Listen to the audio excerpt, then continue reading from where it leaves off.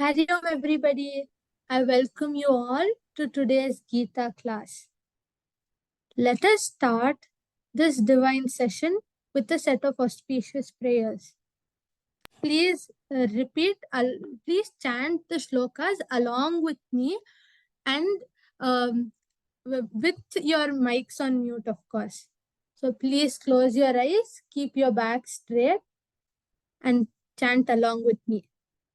Oh.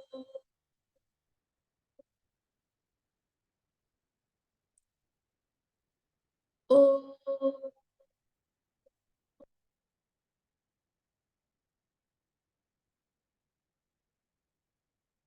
Oh.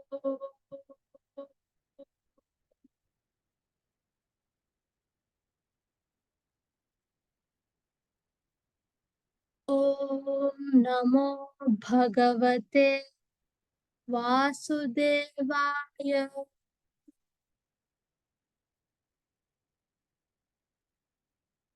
Om Gurur Brahma Gurur Vishnu Gurur Devo Maheshwaraha Guru Sakshat Parabrahma Tasmai Shri Gurave Namaha.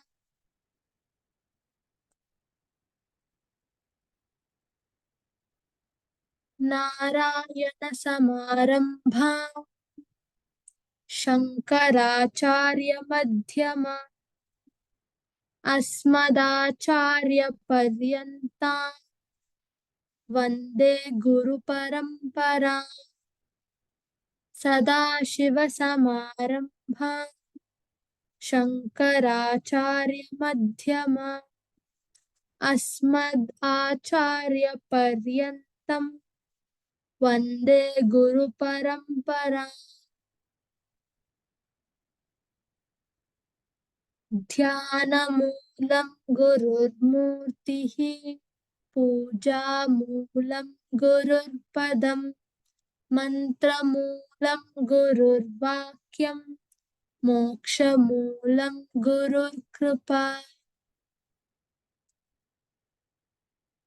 Om Bhurbhuvaswaha Tatsaviturvarenyam Bhargo Devasya Dhimahi Dhiyo Yo Nah Prachodayat.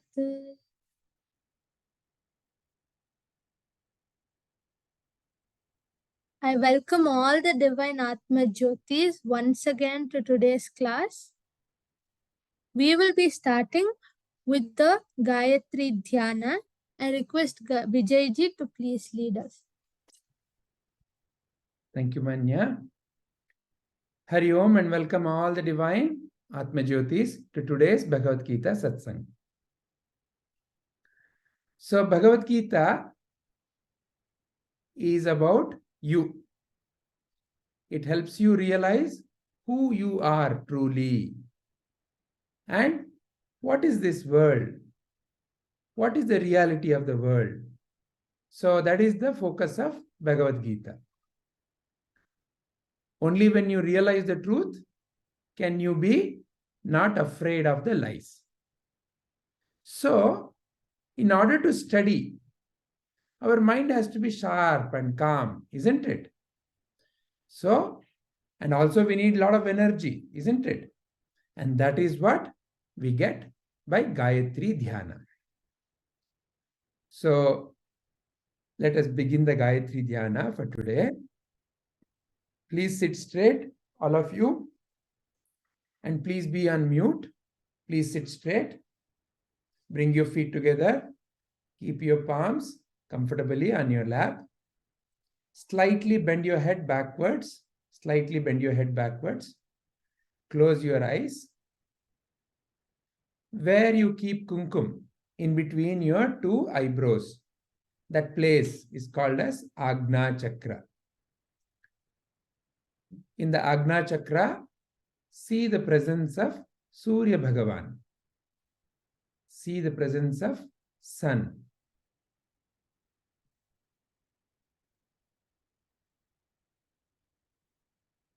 Offer your respects and gratitude to Surya Bhagavan. It is the energy of the Surya Bhagavan that is helping all the living beings on this planet Earth.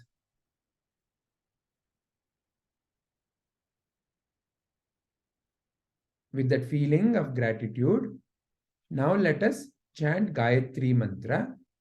Gayatri Mantra is to bring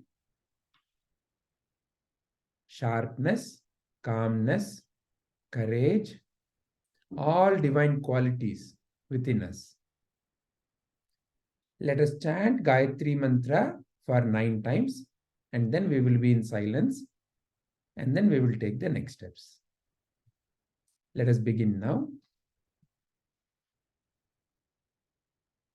Om Bhurbhuvasvaha Tatsaviturvarenyam Bhargo Devasya Dhimahi Dhiyo Yonna Prachodayat. Om Bhurbhuvasvaha Tatsaviturvarenyam Bhargo Devasya Dhimahi Dhiyo Yonna Prachodayat. Om Bhurvasvaha Tatsaviturvarenyam Bhargo Devasya Dhimahi Dhiyo Yonna Prachodayat. Om Bhuvasvaha Tatsaviturvarenyam Bhargo Devasya Dhimahi Dhiyo Yonna Prachodayat. Om Bhuvasvaha Tatsaviturvarenyam Bhargo Devasya Dhimahi Dhiyo Yonna Prachodayat. Om Bhuvasvaha Tatsaviturvarenyam Bhargo Devasya Dhimahi Dhiyo Yonna Prachodayat. Om Bhuvasvaha Tatsaviturvarenyam Bhargo Devasya Dhimahi Dhiyo Yonna Prachodayat. Om Vasvaha Tatsaviturvarenyam Bhargo Devasya Dhimahi Dhiyo Yonna Prachodayat. Om Vasvaha Tatsaviturvarenyam Bhargo Devasya Dhimahi Dhiyo Yonna Prachodayat.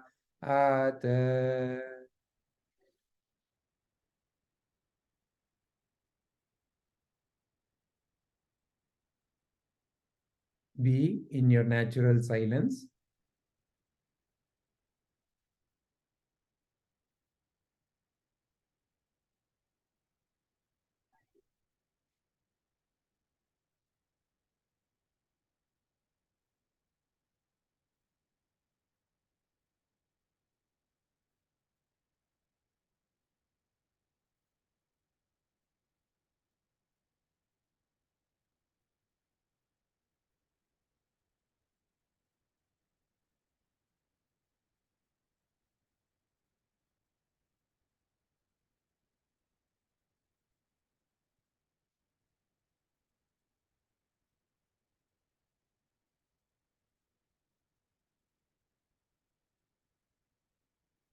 See how silent and tranquil your mind has become.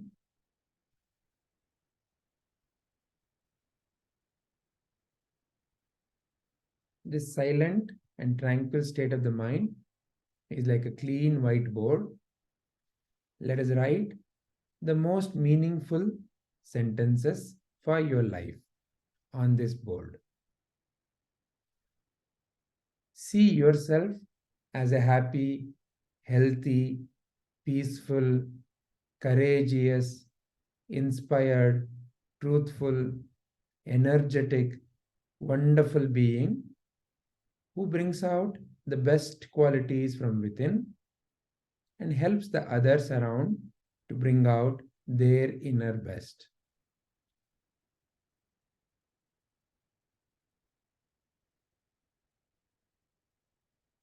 See your family members, mother, father, brothers, sisters, grandparents. See all of them happy, healthy, and peaceful.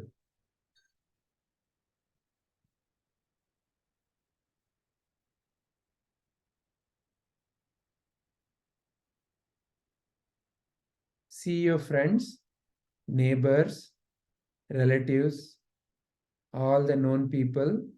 See them all happy, healthy, and peaceful.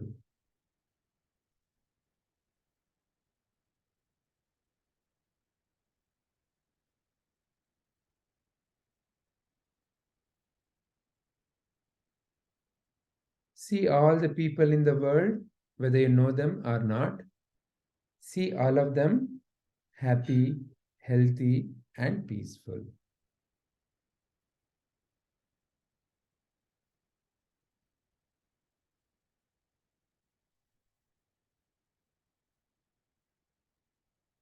Now see all the beings, birds, animals, plants, river, mountain, stars, galaxies. See the entire existence happy, healthy, and peaceful.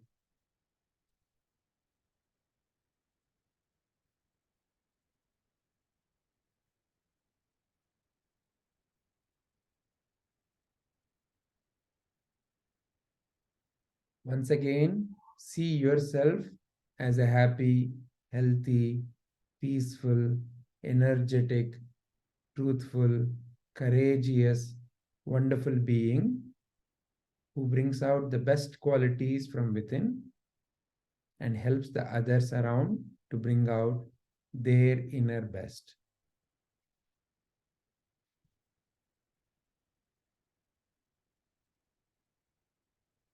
Become aware of your breath.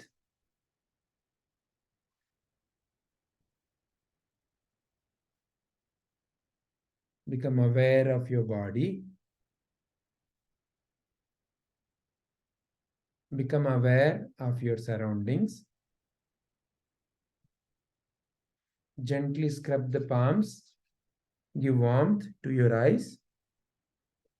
Let us offer our gratitude and pranams to all the divine Atma Jyotis who are here today.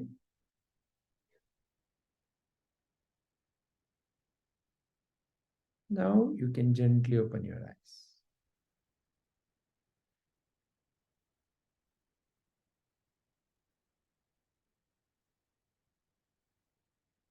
How do you feel? Relaxed? Calm? Energetic? Ready for the next surprise?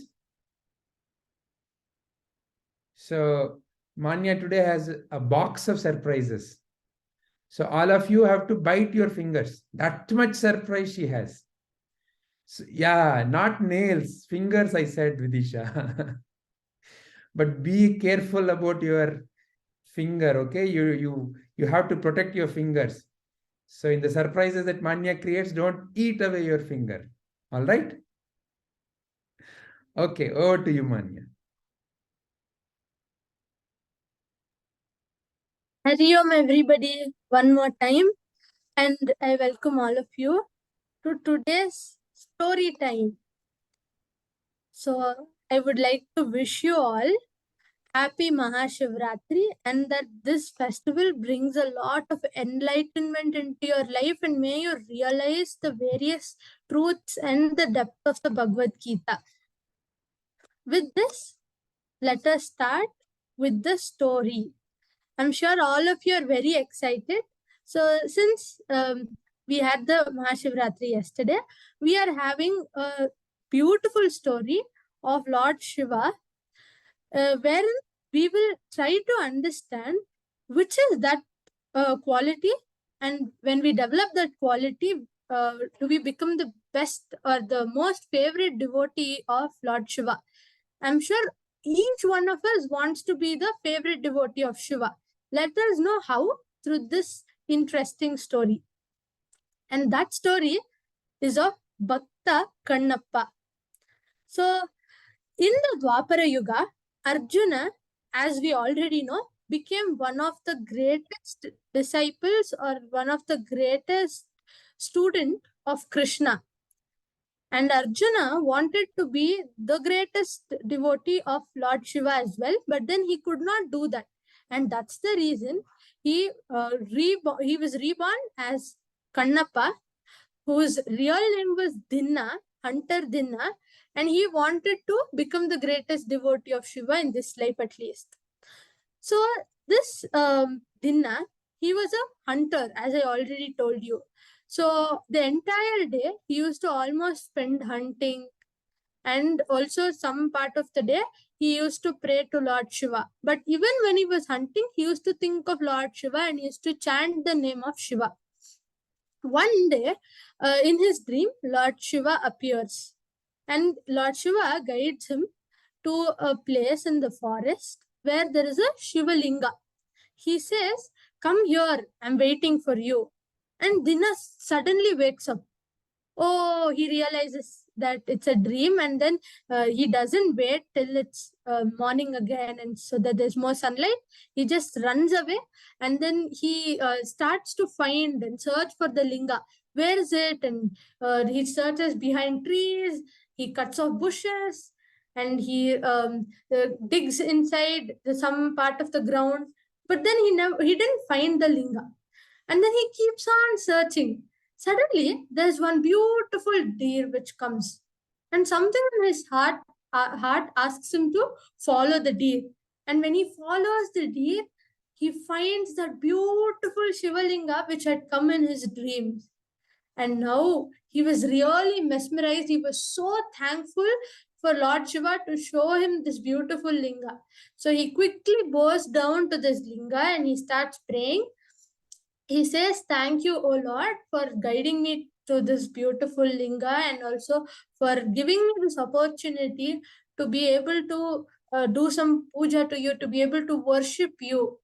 And slowly, what he does is, the day after all these, after these incidents, he comes to the Lord. He comes to this linga.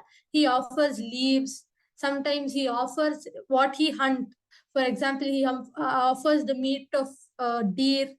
He offers water, and the way he offers is a little weird.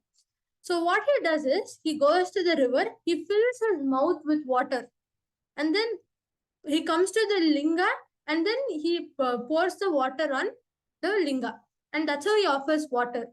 And then he offers meat, which is very unorthodox of how we usually offer things to our favorite deity.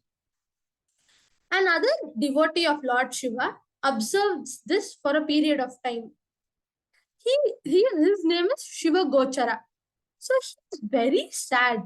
But then he doesn't really want to stop Kannappa, because one thing is, he's not really sure if Kannappa will be able to understand it. That is Dinna, or the hunter. He's not sure if he'll be able to understand what he's saying. After seeing this, he feels he has a very kind of very bad feeling about what Dinna is offering and how he is doing it, the way he's spitting water, the way he's offering meat to God. So he's so sad that he goes near the linga, he holds the linga in his hand, and he starts hitting his head through the linga so that he'll die. So he tries to die, and that's when there's a voice, there's a divine voice coming from the linga. The linga says, wait, Shiva Gochara, don't take this decision in haste. Wait for some time, hide behind this tree and see what happens. So Shiva Gochara goes and hides behind a tree, and he because of the faith in Lord, he waits to see what might happen next. That's when Dinna, as always, comes to the linga and he offers some meat. But then he sees that the linga hasn't yet taken or accepted this offering. Usually, this linga, as soon as he goes and comes back in the evening, all the meat is accepted by the linga, all the water is also drunk by Lord Shiva. But then today he sees that as it is, all the offering is just the same way as it used to be. So it's a little sad. He starts praying to Lord, oh Lord, have I committed some mistake? Why aren't you accepting my offering? I've got it just for you specially. Why aren't you accepting it? Have I committed some sin? Please forgive me if I've done so. I've done it unknowingly. And thus he keeps on praying. But then there's no reply from the Shivalinga. But there are two eyes on the linga, and from one of the eyes, blood is oozing, and it's just flowing from the linga. Seeing this, Kannappa feels very bad. So what he does is, he tries to first of all stop the flow of the blood by wiping the eyes and doing something, but the flow it's just overflowing. The more he wipes, the more blood is coming out of the linga. And guess what he does at that moment? He takes an arrow and he holds his eyes like this and he cuts his eyes and he places his eye on the linga. And then the blood stops flowing. But blood starts flowing from the other eye.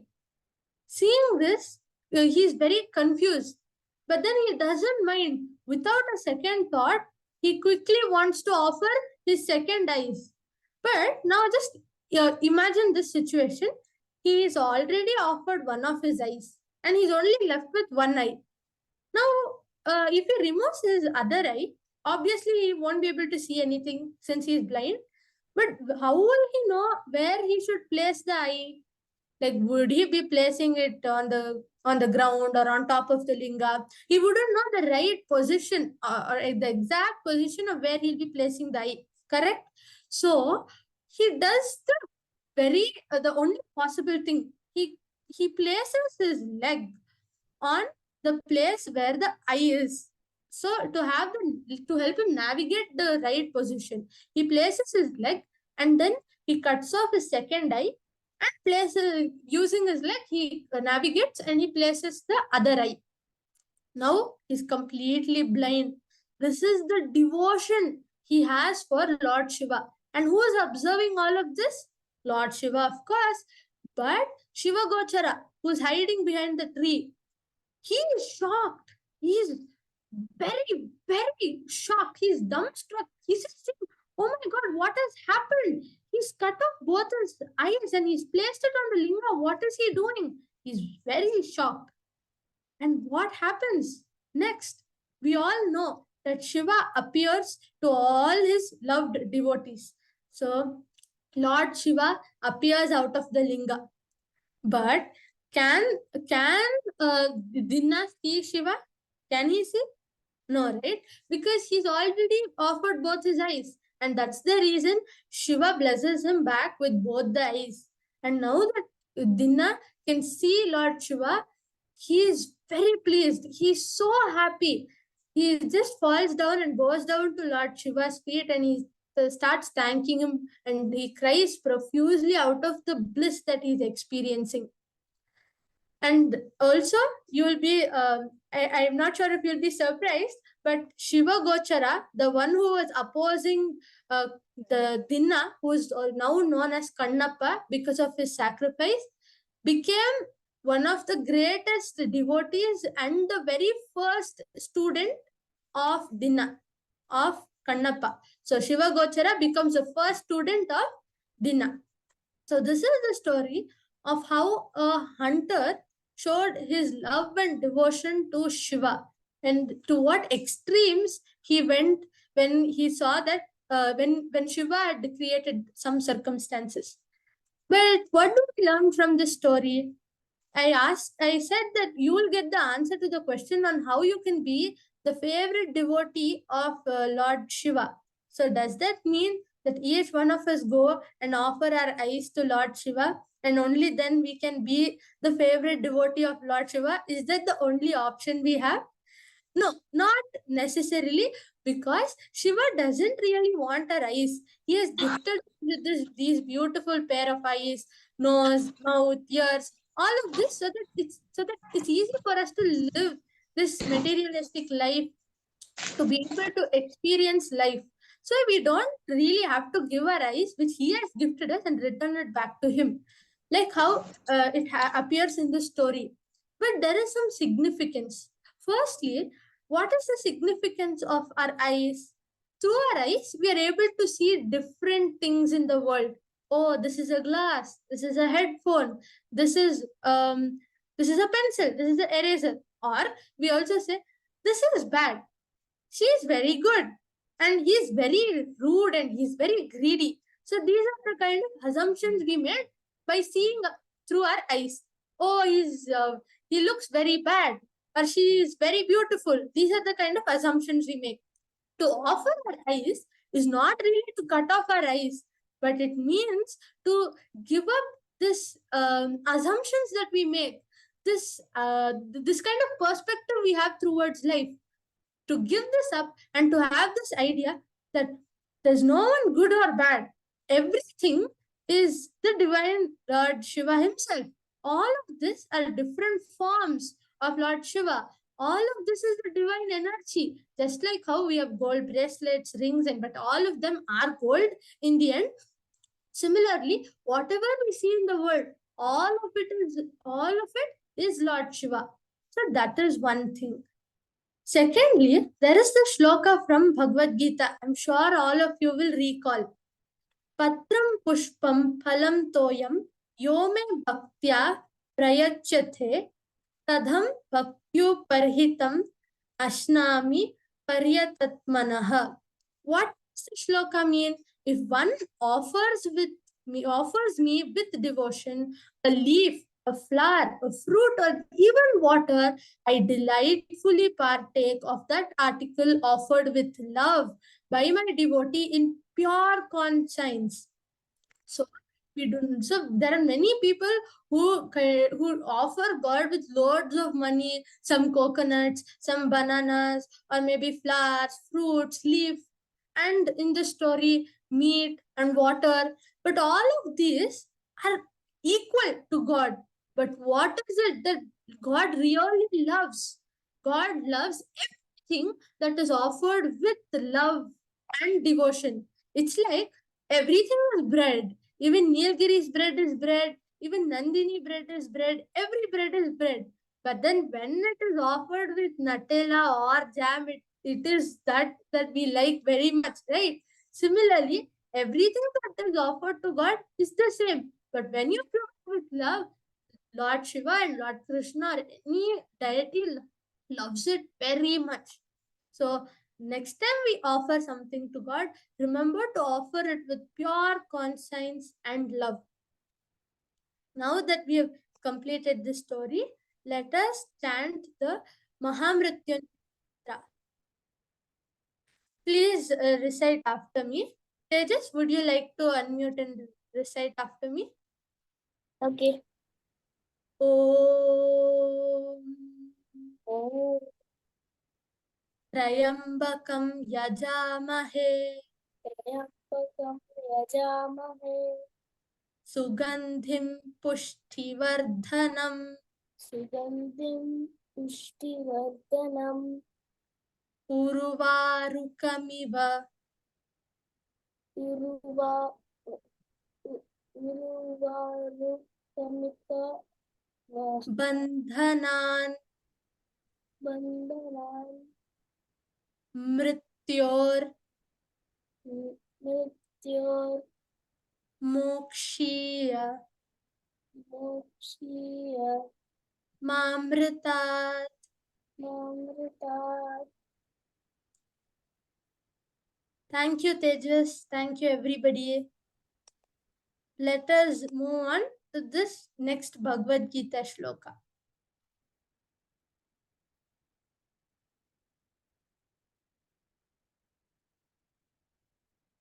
I request Vijayji to please help us with the Bhagavad Gita shloka. Yes, Manya. Wonderful story. Does anyone have any question on the story? Anything that you want to know from Manya Akka? Any question anybody wants to ask? Or anyone has anything to share on the story? Yes, Chita, good. So if he knew that that like he loves God, right? So shouldn't he know that he should not offer meat? What is the response from Manya Akka? So it's usually what should we offer to God? Usually something that we have. It's not that we go take it from somewhere or just to offer to God. We shouldn't really be stealing or going out of the way, getting something and then offering it to God. But offer anything that we have. And the only things that Dina, the hunter, had to offer Lord Shiva was the meat. And that was the only thing that he could hunt, get, and sometimes he even offered fruits and leaves. But to conclude, he offered only those things which he could get or which he already had. But irrespective of what we are offering, what is the real thing that matters? It is the love and devotion to God, and that is actually what Dina is offering here. It's just like a gift box. The gift box may be pink color, blue color, glittery, golden, shiny, but all of that doesn't matter. What is inside the box is what matters. So finally, the gift box will end up in the dustbin, but what remains with us is the article which is inside the gift box. Similarly, the box is nothing but the things we offer, like fruit, leaves, a garland of flowers, all of that is the box. What is inside it, whether it's empty or is it filled, and whether the box is overflowing with love and devotion. And that's exactly what is shown in this story. The box which Dina offered to God was of meat. But what is important? The thing inside the box. And to say the box is overflowing with love and devotion. So that is the takeaway from the story. Okay, I Manya. hope that answered the question. Great.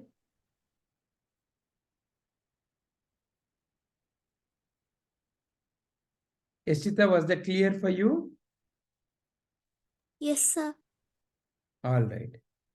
Yes, Tejas. So what I learned is, if you are offering something to God, be it just simple flowers or rich, or rich items like money. If you're offering money or if you're offering flowers, it doesn't matter. It just depends on whether you're offering it with love and devotion or whether it is offering it like that. The God will accept it if you're offering it with love and devotion. Excellent. Very nice. Yes, Nigda.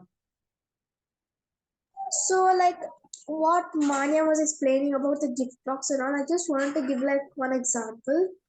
So, for example, you're going to a birthday party, to your friend's birthday party, and you are too poor to buy the gift, and you cannot buy the gift.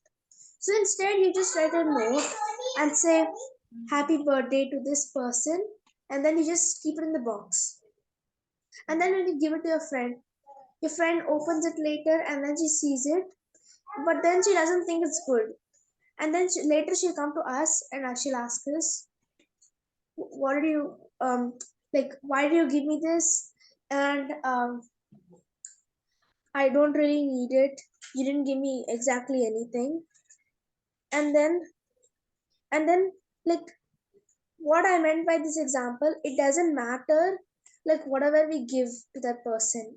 It matters if we are giving it with full love, and not just like giving it because we have to give it. All right. Very nice, Nigda. So in the example that you took, so when your friend accepts, it depends on her also, whether she is able to see your love and care, and whether she enjoys whatever the handwritten note that you've given. So it depends upon that. So, but what Manyaka's story tells us is that God is not impressed by the box. God only looks for whether it is full of love and kindness. Whereas a person, your friend is a person who has not yet developed the qualities of the God may comment, oh, what is this? You've only given me an empty box. But if your friend also develops the God qualities, realizes the Krishna and develops those qualities, then she will also recognize with how much of love and care you've written that note. Is that clear? Yes, Vijayji. All right. Yes, Vidisha. What I understood from the story is whatever, even for God, whatever you give for God, it doesn't matter. God only needs one thing for your devotion, which is love. If you give love to God, it doesn't matter whatever you give. Even if you give meat, you give fruit, you give water, whatever, it doesn't matter for God. You should only give with your heart, and with you should have that feeling that I should give it. It's my duty to give it. If you have that feeling in yourself that I should do this, then only God will do. Whatever you give, God doesn't care about that. Very nice. Very nice. All right. So, are there any other questions, or does Manya Akka want to say anything more? No, Vijay. Okay. Then shall we take the next step towards the shloka? Yes. All right. So, Manya Akka, would you like to repeat, or shall I invite somebody else to repeat? Sure, Vijay. Okay. I'll... You'll repeat? Okay. Also looks like Snigdha wants to repeat. Okay. Snigdha, please repeat. You may. Please. Okay, Vijayji. Okay. So when Snigdha is repeating, all the others can also repeat, but please keep your mic in the mute mode. Please sit straight and let us now chant this shloka. Shloka number 12 from the second chapter. Na tvevāhaṁ Natvevāhaṁ jātu nāsam jatu nasam na tvam neme natvam neme janādhipāha janadipaha na chaiva na chaiva na bhavishyāmaha na bhavishyamah bhavishyāmaha. bhavishyamah. Okay, we will say it slowly. Bhavishyamaha. Bhavishyama. Bhavishyamaha. Bhavishyamaha. Okay, listen to me carefully. Bhavishyamaha. Bhavishyamaha. Excellent. Na chaiva Na chaiva na bhavishyamaha na bhavishyayamaha sarve sarve vayamatah param. vayamata param. Very nice. Thank you very much. So, does Manyaka want to share the understanding first? I would like to share the understanding of the shloka afterwards. All right, Manyaka. So, what is Sri Krishna saying here? Sri Krishna saying to Arjuna. What is Arjuna doing before this?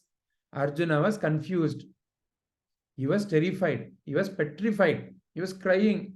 It's like sometimes, no, some little children when they are being sent to school, I don't want to go to school. Why? Because they are afraid of being away from the mummy. Or sometimes children, some you may have seen, some of your friends, they become very fearful of the exams, no? Tomorrow there is exam and they're feeling, oh, I'm very afraid of the exams, like that. So same kind of things was happening for Arjuna. So Sri Krishna first told him, relax, Arjuna. Why are you behaving like this? You're behaving like this because you do not understand what is the reality of life. So for example, like your exam, when will you be afraid of the exam? Only when you have not prepared well, isn't it? So then now, Sri Krishna is telling to Arjuna, you don't have to really worry. You're worried to fight the war, assuming that you're going to kill someone. But you know what you are killing? You know what you are removing? It's only the outer shell, the body, the essence, the real you, the real Bhishma, the real Duryodhana, the real you, that will never be destroyed. So therefore, there has never been a time when you, me, or anyone else did not exist. There is no such time. And there will never be a time when any one of us will not exist. In other words, what Sri Krishna is saying is, realize who you are truly. Realize who Duryodhana is truly. Realize who Bhishma is truly. Like the example that we can take of, say for example, what is that you're all seeing in my video now? You would say it's a book, isn't it? What is a book made up of? A book is made up of pages. And what are the pages made up of? From what? What did they make the pages? From tree. Tree, right? So in one sense, you can say the tree is no more there. Now in the place of the tree, it is a page. But in another way, you can say that, hey, now the tree has become the page, isn't it?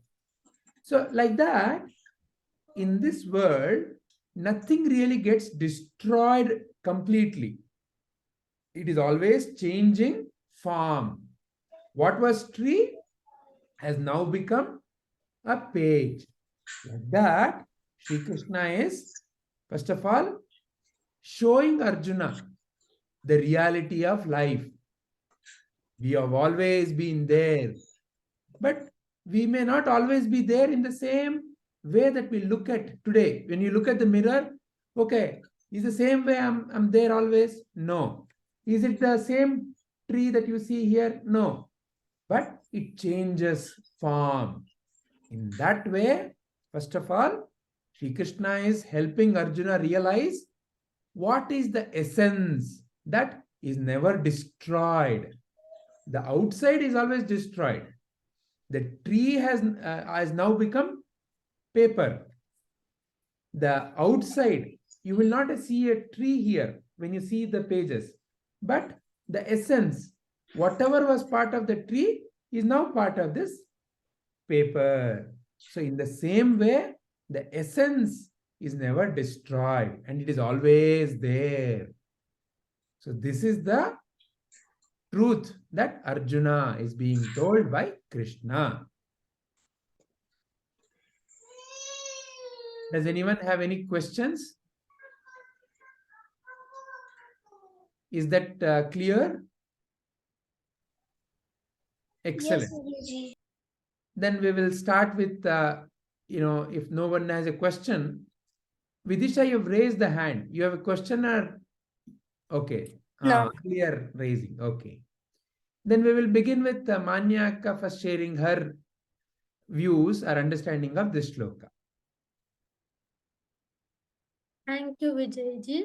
So, as we saw in the previous shlokas, Arjuna was in the state of grief and distress, and he was very confused about his duty.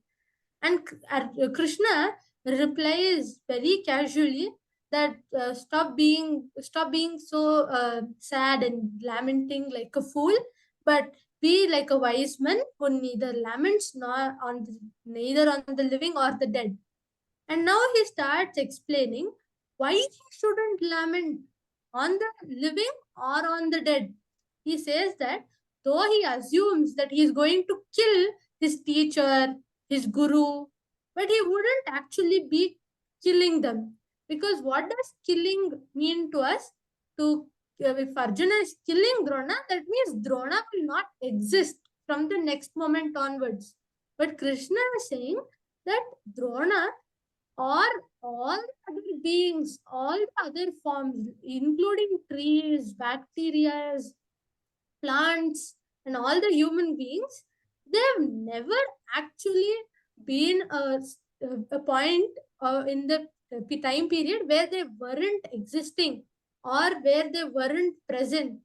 They were present in the past, they were present in the present, and they are present in the future. They will be present in the future as well. They shall always be there and they've always been there. But the only thing is that they'll be changing their forms. And that's the same thing that Krishna says, and that's the reason he's asking Arjuna not to be thinking that he killing them will lead to them to not exist from the next moment, because they always existed and they shall always exist. And it's not in the hands of Arjuna to destroy them. Excellent. So, when we say something like that, Manya, how to help us see it in our in your own, let's say, body. Your body is, if somebody destroys the body, then how can you say that you are existing? What do you mean by that? So in the coming shlokas, we'll understand that what we think of existing is that there is something, and if I'm able to see it through my eyes, then it exists. But in the coming shlokas, we'll understand that all of this that we are seeing through our eyes is nothing but illusion. And there are, in their true sense, different forms of Krishna. And we also understand how we living beings, we keep changing our forms or the body in which we reside. Like a rat might have a next birth as a lion, and that may reincarnate as a human being. So all of this, the souls are changing their body, just like how in this life we human beings keep changing our clothes from one time to another, and that's how it happens. So there's one thing that we can understand is that it's a very nice lesson which we can implement in different aspects of our life. Like for example, like how Krishna says that whatever you are doing, you aren't really destroying them, because they are always existing and they're all something that are existing because of me. So if that's what Krishna is saying, then we can understand it in life. Like even if I'm studying, or in an example of a soldier, he shouldn't really lament that he's killing another soul or another body, because he should know that it's always existing, but only the forms are changing. And what we can understand is that we are just an instrument, whether be it studying or treating patients as a doctor. We are just the instrument, but Krishna is actually operating through us. Wonderful. Let's listen to the others also and then continue. Yes, Nigdha? I wanted to share my understanding. Yeah. So basically, Arjuna has to fight his relatives and his loved ones, and so he doesn't really want to do it, and he doesn't even feel like doing it. So he starts asking questions to Krishna, Lord Krishna, and so Krishna says, if you kill them, it's not like they will not exist. They are always forever in our hearts, even though you kill them. And they can all, their soul is still there. They will just become, they'll just like they sometimes they might become an animal, or they may reborn as a new baby, but the soul is forever there. The soul will not change. That is what is That my is what you understood. Very nice. Very nice. Vidisha? Yes, I want to share my understanding. So what I understood is Arjuna was very confused that what should I do, because it's my own brothers and it's own my brothers, my gurus and all. So how can I kill them? So Krishna comes and says that, see, you are killing them. See, for you, killing meaning they are not visible again. But killing does not mean that. They might be born again. They might be still there in your heart. They're still in your heart. They might be born again as a tree, as a animal, and you might meet the animals and trees again. So that doesn't mean that you have not met them again. You might meet them afterwards or whenever, but you will never forget them. So they will never, of course, forgive you. Very nice. Very nice. How about Eschita? Sir, I understood that it is not our choice that they die. It is God's choice that if they die, He removes the soul from earth or keeps the soul on earth. It is not our choice. We don't know exactly. God's choice. Okay. Excellent. Very nice. As we go further, you will also understand what kind of any game has rules, isn't it? Cricket has certain rules. How many people can be on one side, how many bowlers, how many batsmen, like that. Football has rules. Like that, life also has certain rules by which when you play, then you'll become very, very closer and dearer to God. And that way, you will know how God decides. It is not like there is some person sitting and deciding, but it is like how the game, the rules of the game are. So as you go deeper into Bhagavad Gita, we will have more and more clarity. Very nice, Yashita. Tejas, how about you? I don't have any questions. Your understanding, please.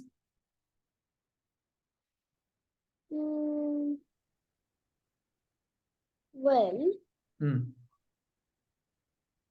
it is basically he's trying to, the message he's trying to convey is that the body is like a piece of it's like clothing.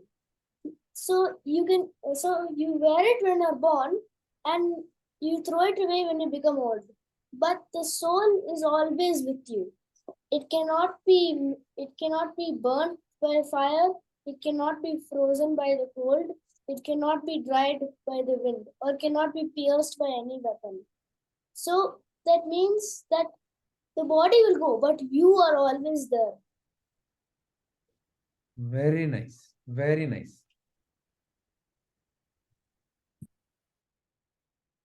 Darshak, ನೀವೇನಾರು ಹೇಳ್ತೀರಾ? Do you want to share anything? Yes. ಹೇಳಿ. If we are scared, we should not be scared. If God is there with us, we will not get scared. When we are alone, okay? Yes. We are getting scared. We should not get scared forever. Why? Because God is with us only. He will not go anywhere he wants. Very nice, very nice. God is with us always. Very nice. And that is the essence. And that is who you are also truly. And that is why we always greet you into this session. How did Manyakar, how did I greet all of you? Namaste to all the divine Atma Jyotis. So that is your true name. That is who you are truly. The essence, whatever that is not destroyed, no, that is who you are truly. So we are always, that's why, referring you by your true name. Your other name is also there. Snigdha, Tejas, Yashchita, Darshak, Vidisha. That's also there. That's for the how you look from outside. But the essence which we cannot see, no, that is who we greet as Atma Jyoti. And that is the one which is making this body come alive. That is what you can also see in this picture. See, now in this picture, there are so many different objects, but the essence in each one is the same. It is not like they're different. They're the same. So we will understand this more and more as we go further into next set of shlokas. Okay, Vijayji. Manyaka, is there anything more that you want to add? No, Vijayji. All right. Then shall we end our today's session? Yes. But I request all of you to stay on even after the ending prayers, because there's a surprise waiting for you. Oh, okay. So why don't we give the surprise and then the ending prayer? Okay. That sounds great. So there's something in your chat box, and that is the link you'll have to click, and then your surprise opens. Boom. Can you share your screen, Manyaka? That way Yes. you'll keep showing us the leaderboard, no? Yes, I Yeah. will. So your surprise that we've been talking about is the quiz that we have. So it's a really fun quiz, and so just some things that you should know. There is a time limit. It depends from 30 seconds to 1 minute, depending on how much content you should read or what you're supposed to do in the question. You just have a question, you'll have to read it, and there are answer options in most of them, and you need to click on the correct answer. And don't worry, it's not like some school exam or a big test. It's just for fun. It's just a game and not even a quiz. So most of the things that's there are something that you'll know from the Mahabharat, and most of it is something that we've been learning. So I see Tejas is really nervous and tense, but it's just a game, okay? A game, just for fun. So Tejas, Vidisha, and Darshak have joined. Waiting for Snigdha Yashchita. and Yashchita. Yeah. Thinking, like assuming that they're joining. Snigdha, are you finding it difficult to join?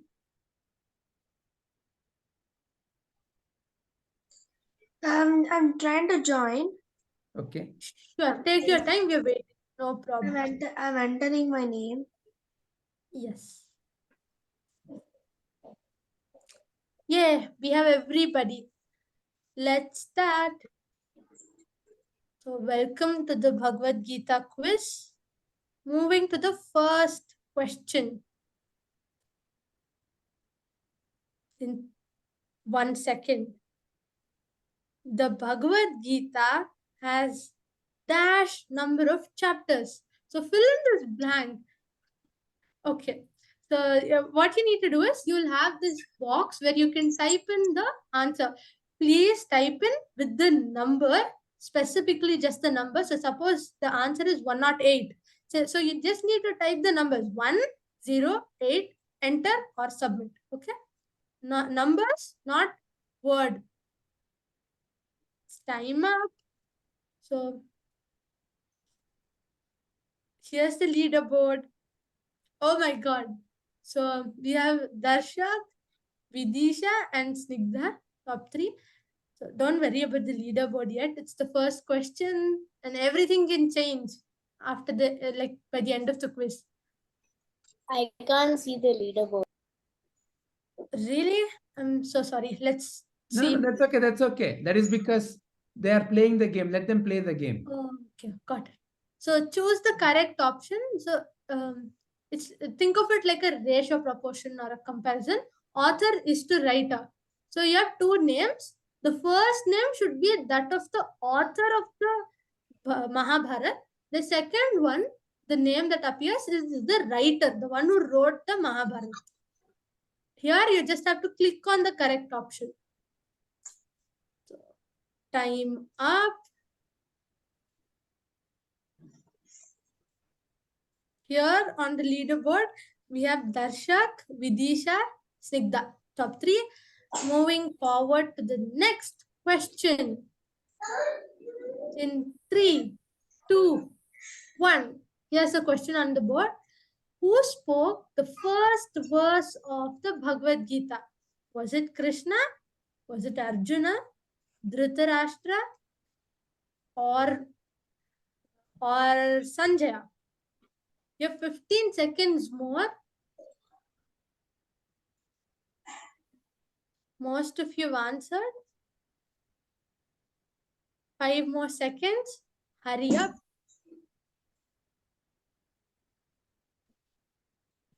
Time's up. And the correct answer is Dhritarashtra. He spoke the first verse. So I see that the leaderboard is changing really quick. We'll have a look at it in the end of the quiz. Moving forward to the next question. It's on your screen now. I did not get it. The next question. You didn't get the next question? Yeah, I don't get the next question. Yeah, now I got. Now it's coming. Same. Okay. Got it. Which of the following is the first chapter of the Bhagavad Gita? Also the chapter that we are contemplating right now. So you have 20 more seconds.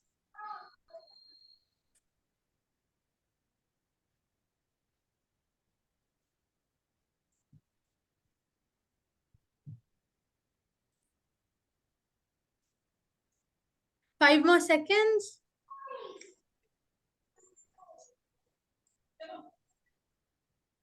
So this game is also like a revision of whatever we've understood so far.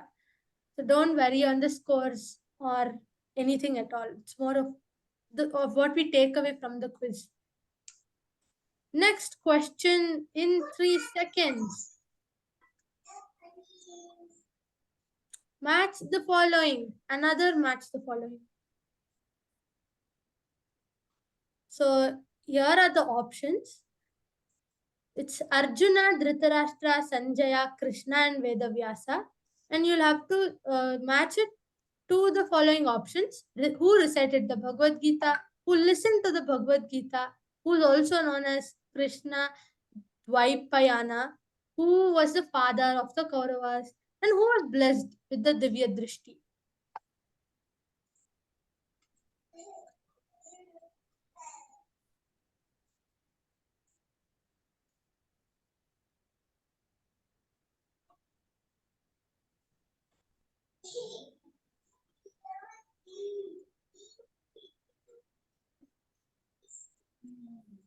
We have 40 more seconds. So just take your time, read the options, and then match it. The match the following is like drag and drop. So drag and drop means you just have to click on to the option, hold it, and then like take it towards the question or where you need to drop it, just in case you're trying to figure out.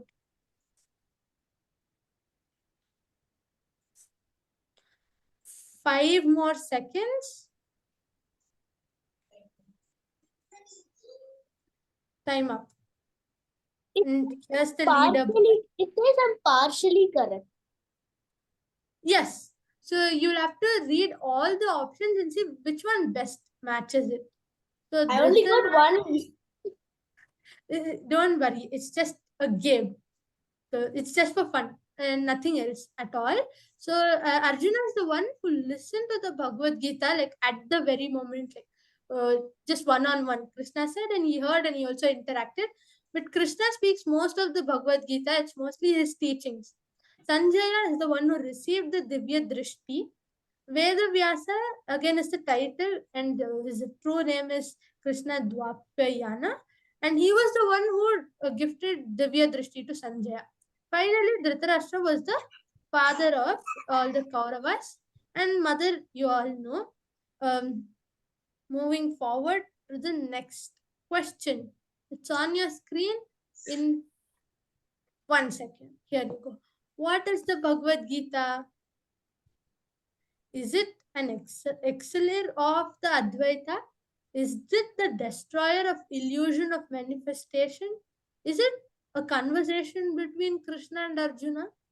Or is it just a part of Mahabharata? So here's one thing. It's not exactly an MCQ. You can choose multiple answers. If you think the first two are correct, then you just choose the 1 and 2 and then just click on submit. Or if all of them are correct, just choose all of them, click on all of them and choose submit. Just in case you're still figuring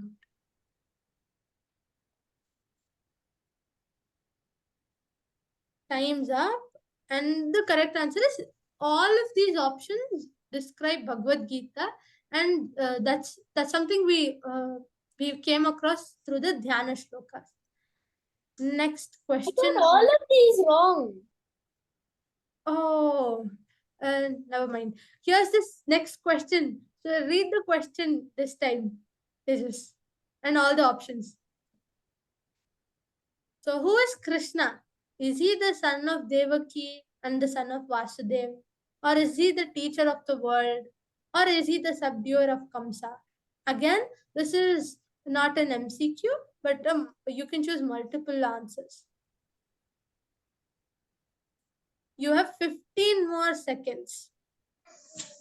Read each and every option, and yes, apply your teaching from all the classes we had so far.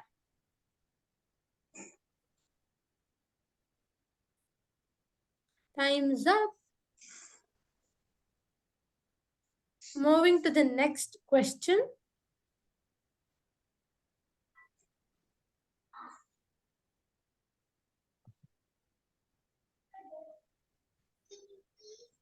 It's on your screen now.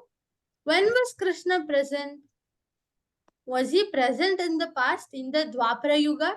Or is he present now in the Kali Yuga? Or will he be present in the future, the end of the Kali Yuga? Or is he present all the time? Was he there in the past? Is he there in the present and the future? And he's present everywhere. You have 20 more seconds to read through all the options. And a clue, we learned, we understood this in today's class.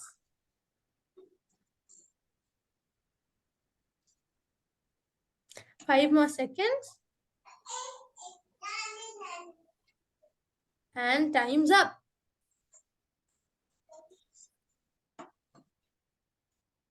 So here's the leaderboard. Moving to the next question. Who is wise according to Lord Krishna? The one who does not lament either on the living or the dead. The one who laments on both the living and the dead, or the one who laments on the living but then doesn't lament on the dead, but the one who does not lament on the dead but does on the living.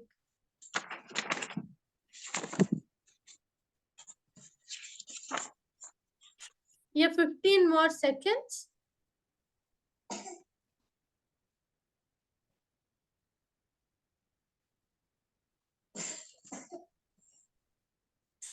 Hurry up, 2 more seconds.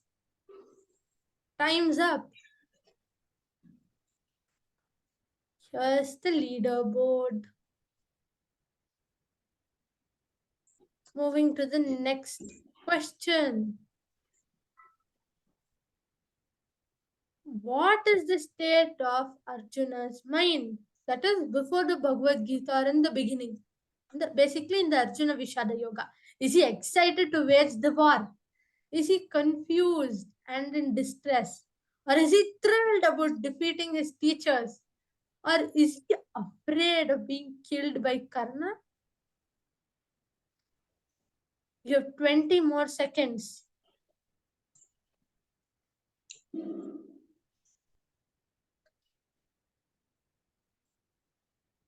10 more seconds.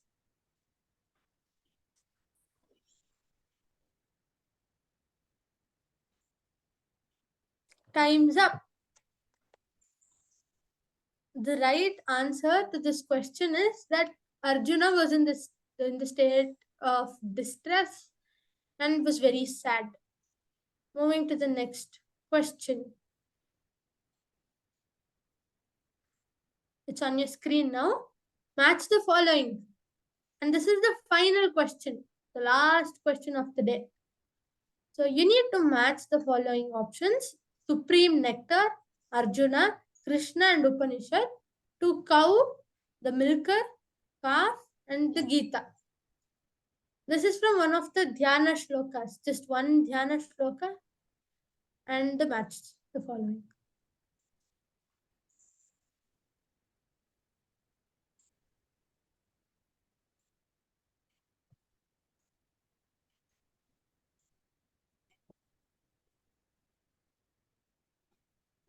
You have 15 more seconds. Again, it's the match the following is a drag and drop.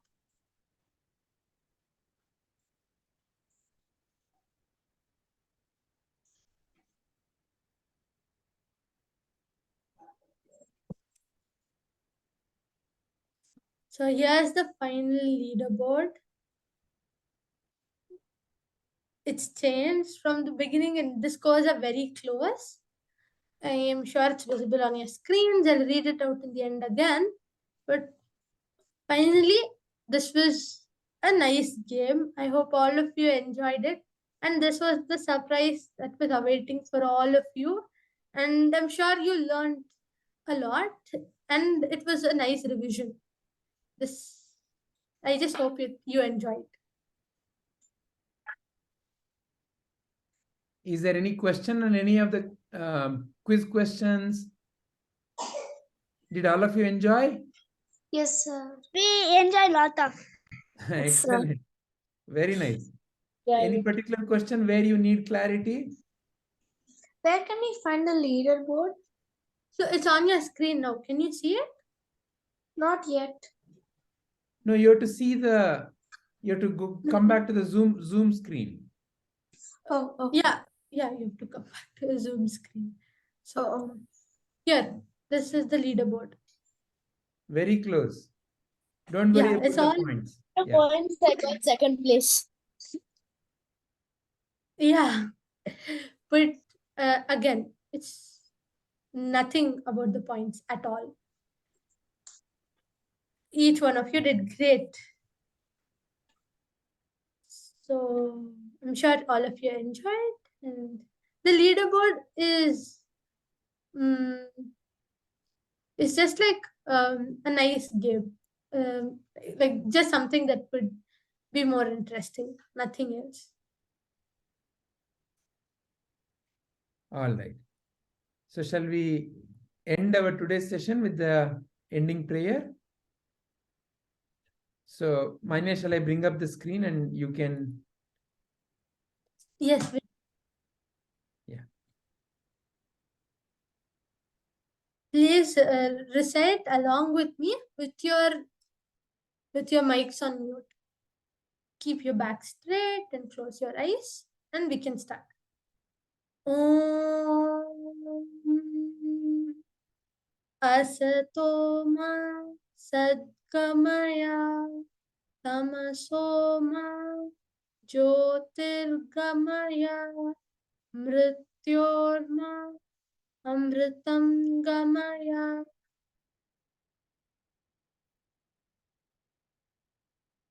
Om Purnamadaha Purnamidam Purnat Purnamudachyate Purnasya Purnamadaya Purnamevavashishyate.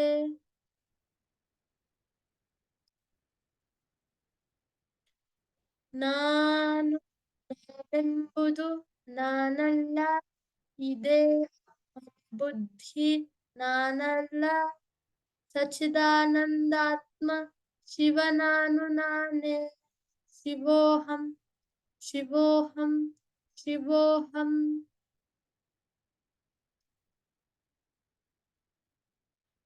ಅಂತರ್ಜ್ಯೋತಿಃ ಬಹಿರ್ಜ್ಯೋತಿಃ ಪ್ರತ್ಯಗ್ಜ್ಯೋತಿಃ ಪರಾತ್ಪರಃ ಜ್ಯೋತಿರ್ಜ್ಯೋತಿಃ ಸ್ವಯಂ ಜ್ಯೋತಿಃ ಆತ್ಮಜ್ಯೋತಿಃ ಶಿವೋಸ್ಮ್ಯಹಂ.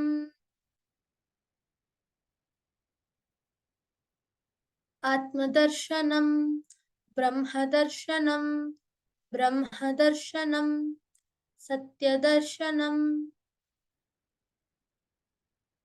ಓಂ ಸಹನಾವವತು ಸಹನೌ ಭುನಕ್ತು ಸಹ ವೀರ್ಯಂ ಕರವಾವಹೈ ತೇಜಸ್ವಿನಾವಧೀತಮಸ್ತು ಮಾ ವಿದ್ವಿಷಾವಹೈ.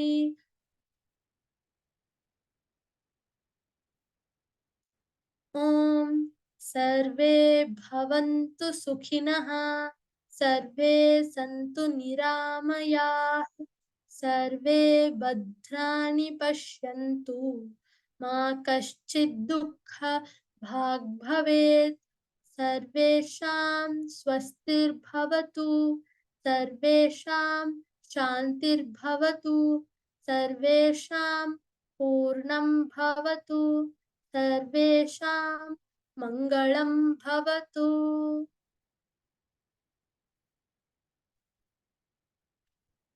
ಲೋಕಾಃ ಸಮಸ್ತಾಃ ಸುಖಿನೋ ಭವಂತು.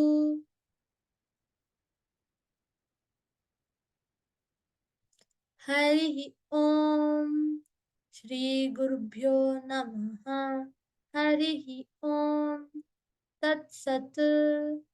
ಶ್ರೀಕೃಷ್ಣಾರ್ಪಣಮಸ್ತು.